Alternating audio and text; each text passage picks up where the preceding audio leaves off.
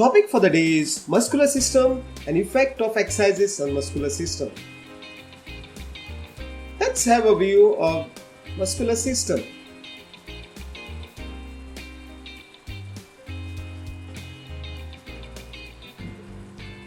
These muscles are of different sizes and different shapes. There are over 640 named muscles in the human body, and this makes up approximately 40% of body mass. Now let's learn the types of muscles. We have skeletal muscles, cardiac muscle, and smooth muscles. The skeletal muscle, the muscle that moves your bones during activity. The muscles are attached to bone via tendons. They are also known as striated or striped muscle. These muscles are voluntary muscles, which means it is under a conscious control. Critical to sports and exercise in contraction and relaxation. And they can be fatigue. Let's have a microscopic view of this skeletal muscle. The cardiac muscle is also known as heart muscle. The heart muscle is involuntary muscle which is not under conscious control, made up of special striated tissue that has its own blood supply.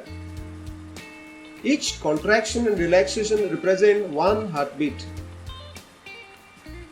The cardiac muscle don't fatigue, not tired during exercises. You can have a look at the picture of the special cardiac muscle. And the last, the smooth muscles. It's an involuntary muscles without conscious thought, controlled by a nervous system. It is mostly in the internal organs like walls of digestive system, lungs, blood vessels, etc. And these are called as smooth muscles. If you see the microscopic picture of the smooth muscle, it looks like this. You can have a look of the internal organs which we don't have a control over them. They contract and relax by themselves and controlled by the nervous system. Now, we'll see the effect of exercises on our muscles.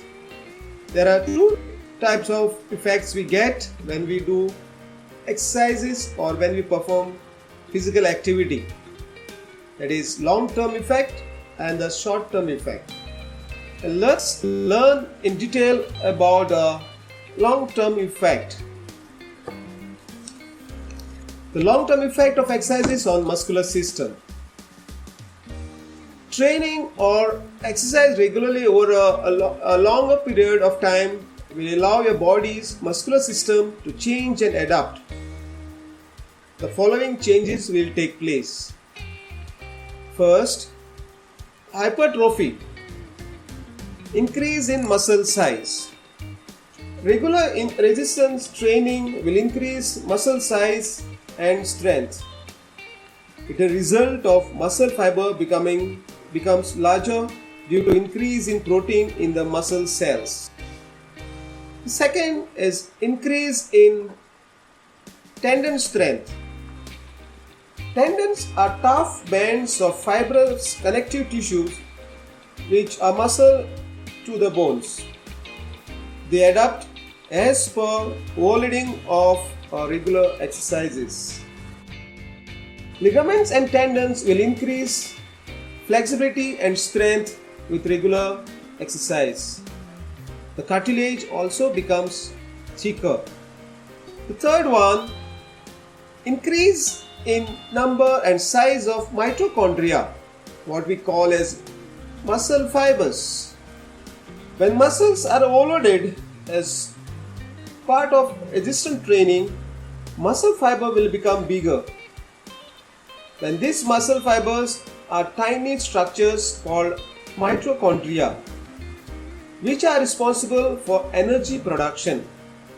Because of increase in the fiber size, there is a room for more larger mitochondria, which produces more energy.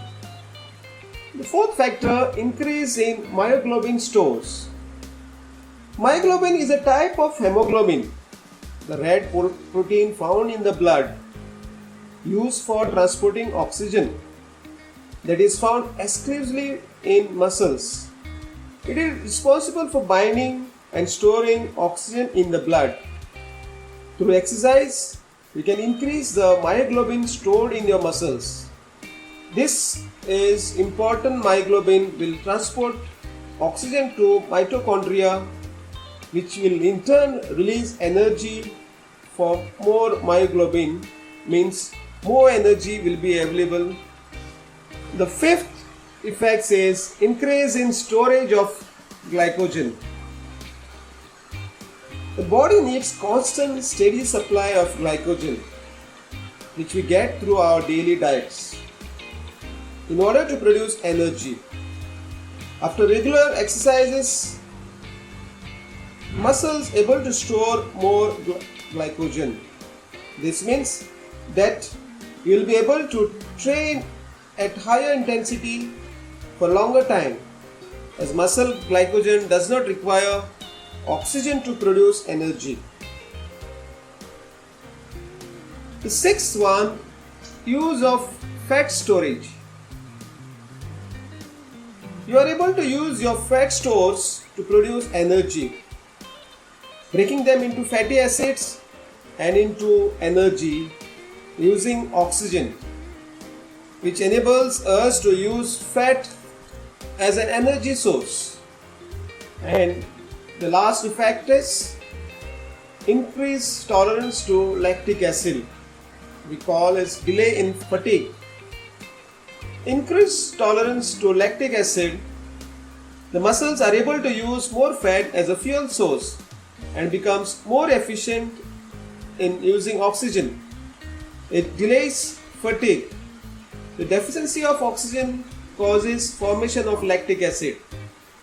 Let's see about the short-term effect of exercises on muscular system. First, it increases the blood supply. Increase in metabolic activity, which releases energy, greater demand for oxygen and glucose in the muscles. Increase in the blood supply, muscles expand and get widened, as well as to remove the waste products like carbon dioxide. Second, increase the muscle temperature. When you exercise, you get warmer. This is because your muscles need energy from fuels such as fats and carbohydrates, which are broken down using chemical reaction that produces heat as a waste product. If you do more exercises, more heat is produced. This we see during the warm-up, which prepares a muscle for exercises by slowly increasing the temperature. Increase in muscle flexibility. The fourth one is formation of lactic acid.